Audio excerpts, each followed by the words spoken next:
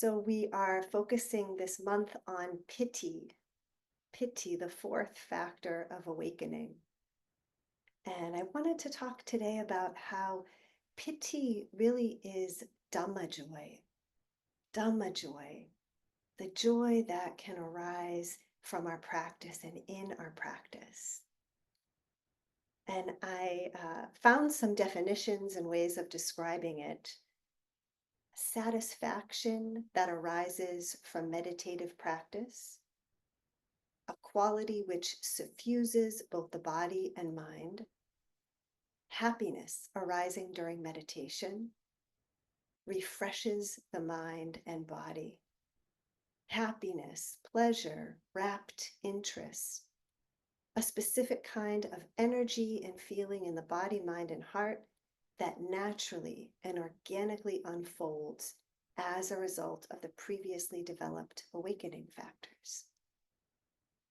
So let's just think about what we hear in these definitions. Really points to this piti, joy, being a whole body, mind, and heart experience that energizes and that comes out of the previous awakening factors of mindfulness, investigation, and energy. This is a joy that is sort of different from how we usually think of joy, right? It's not dependent on something pleasant happening or being here. It's that happiness, peace, relief that arises in our practice when we relate to what's here with care and acceptance and interest. When we're not pushing it away, not hijacked by whatever's arising, we're not trying to control it, we're not identified with it. When we really are willing to allow and connect with whatever is here as it is. That kind of relationship with what is arising and moving through does bring a kind of joy in our practice, leads to a sense of clarity and wisdom and kindness. It made me think a lot of one of my favorite chants. It's in Pali, but the English translation is, all conditioned things are impermanent. Their nature is to arise and pass away. Knowing this, living in harmony with this, brings the greatest happiness. Again, it's like joy, the greatest happiness from just being with things as they are, just as they come and go, knowing that. Don't we all sort of know that? It kind of might seem strange, but I think you all have had experiences, these moments when you really know about this. You really know that it's true, that everything is moving and coming and going. When we set down the struggle, these are precious moments. Joseph Goldstein often talks about his ongoing struggles with fear showing up in his practice, and also working with the resistance and frustration and aversion to it that he often felt, wanting it to go away, seeing it as in the way, right? This obstacle. If that fear wasn't here, my practice, it would just be humming. I'd be great, right? I think we all can relate to that, whether it's fear or something else. And a moment in his practice that was really transformative for him, where he really knew in that total mind, body, heart way, if this fear is here for the rest of my life, it's okay. If this fear is here for the rest of my life, it's okay. And that moment really changed everything for him. We can hear the acceptance, the care, compassion, that kindness for the experience of fear. It's okay. It's okay. It doesn't mean anything wrong is happening. It's just fear. That everything arises and passes. We know the feelings will move through and come and go, that this is their nature. And he could be with that and be patient with that, right? When the heart and mind can be patient and allowing in that way, there is a lot of peace and happiness. And this is that joy of piti. And these moments, right, as that one did for him, can have a huge impact in our practice. It's energizing in that way. That's kind of how we recognize it. These glimmers of actually being able to relate to what's here with some basic okayness. It uplifts, it clarifies, it brings relief, it nourishes us. But there's a lot that can make that really hard, which we all know, right? These patterns we can get really caught in of perfectionism, striving in our practice, identification with whatever's here, delusion about what we can control or make happen, this sense that like things should just be happening faster or should be other than they are, and the doubt that can arise as a result of all that. Am I doing this right? What's wrong with me? Am I even good at this? Why isn't it feeling better? It's hard. I I had a recent online 5-day retreat where some of this I got to be with. The retreat itself was absolutely wonderful, but what was present and predominant in pretty much all of my sitting and walking meditation was the energy of sleepiness, kind of torpor, uh, distracted, foggy, scattered mind. It was really difficult to concentrate or sustain my attention. And then there would be these moments when that would kind of lift, right? And I would get really attached to that and think like, oh, great, I finally did something right. It went away. And then it would come back and I would get kind of bored and discouraged again and kind of didn't want to practice, which is rare for me, kind of felt like a slog. And I was really helped by the kind support and wisdom and humor of the teachers. 2 days in, I asked about this like relentless sleepiness, and there was so much lightness and laughter and loving resonance, like, haha, it's only 2 days, that's really not a whole lot of time. Um, and the like, haha, yep, yeah, not being able to focus at all or sustain the attention. I think we all can get that, yeah, right? Just kind of really normalizing. Help me remember, right? I'm not doing anything wrong. It's just sleepiness. Um, how tight I was around it all. And again, that reminder, which I need 10,000 times, that it really doesn't matter what is arising. What matters is our relationship to it. And then hearing the questions that others brought in, the benefits of Sangha, right? Hearing what they were struggling with, what they wanted to be different or thought should be different. And just recognizing, like, oh, right, this is human. We all have resistance and aversion and want what's happening to be different and think we can control it. And we all get stuck in our practice around that. So all of that connection also brought a little more lightness, a little more willingness to get curious. I made up a little chant that helped, which was nothing to do, no one to be. It's okay. Let go, little me. Because, like, I wasn't letting go. I was fighting what was happening. And I thought it wasn't aversion. I actually thought that I was making room to be with sleepiness, but really it was that kind of subtle aversion that's like, okay, if I be with this for a little while, maybe it will go away. It's not real curiosity. But when we let go, right, there is that possibility for a different kind of relationship with what's here.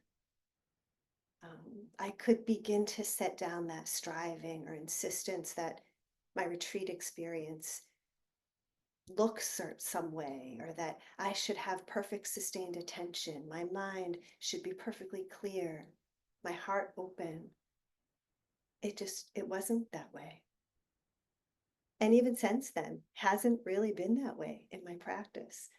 But so similar to Joseph Goldstein, right? If it's here, it's okay.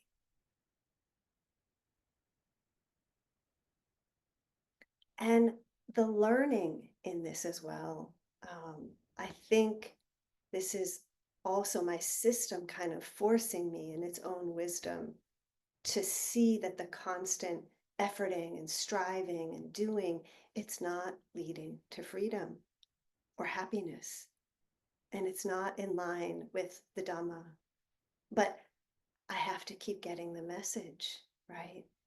To be with and get to know sleepiness, and maybe be willing to hear the underlying exhaustion that's with me, that often doesn't get heard or allowed or cared for.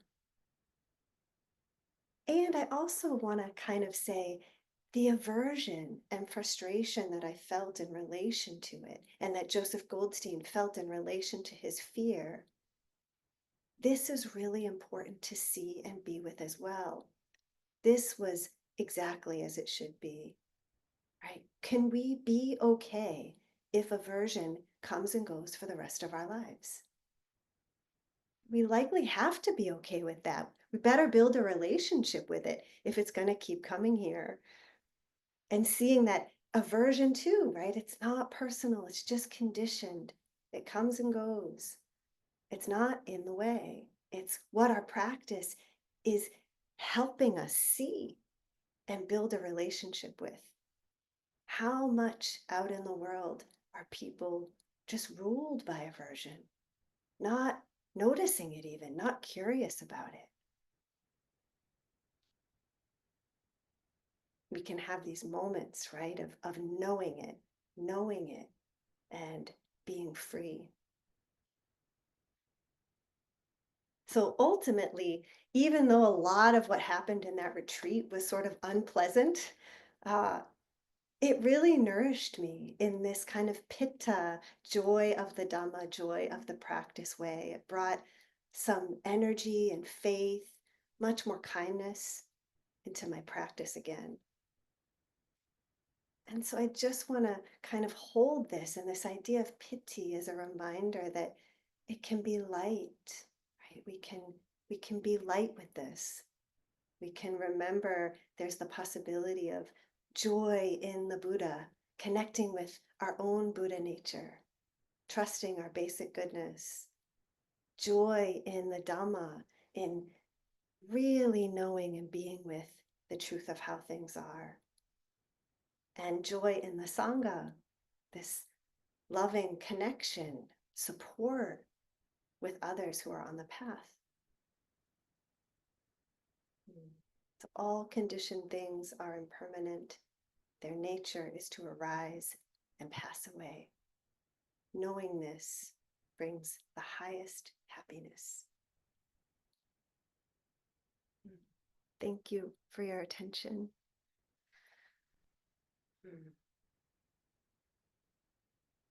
Let's really gently transition to practice. Just giving some time for that, knowing that whatever landed will land, everything else can fall away. Letting the attention move a bit, down into the body. I see people stretching, moving. Just check and see, what does my body need in this moment to come into as much of a comfortable, supported, open posture as I can today.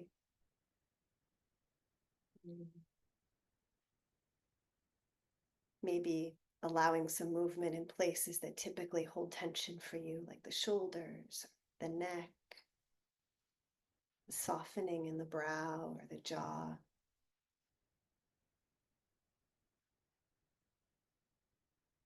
always can be helpful to feel for a couple deeper breaths than usual.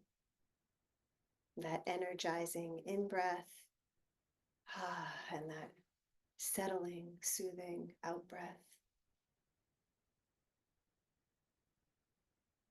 And sometimes it can be helpful to move back and forth or side to side or in circles, kind of at the base, just to feel for balance, balance at the root,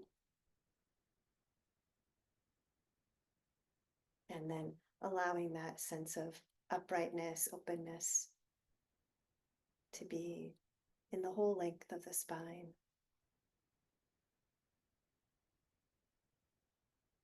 And no pressure if there are parts of the body that are cranky or tight, right? We're not forcing anything.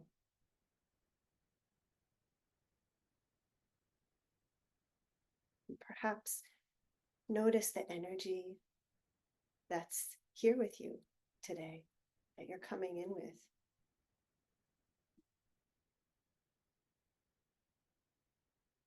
There's a lot of preoccupation or restlessness, stress in the body, tension, where maybe it's a little more relaxed.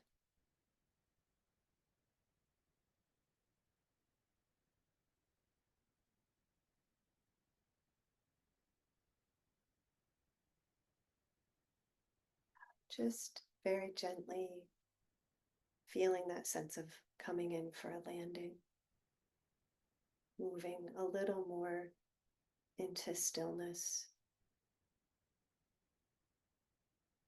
the attention a little more connected inside, while also aware outwardly.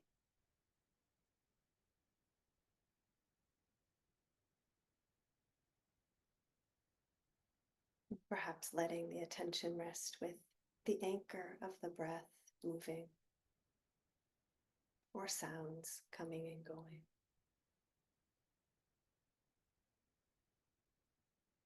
Sensations maybe in the hands.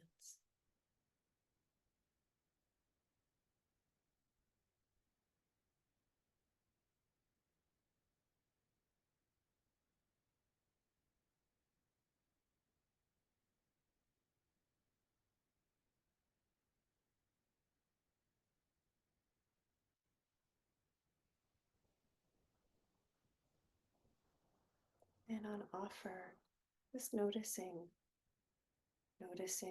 what our attention gets pulled to, appreciating the noticing.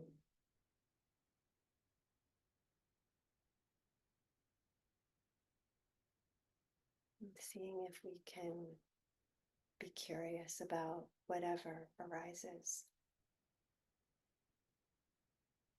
as if it really has a right to be here.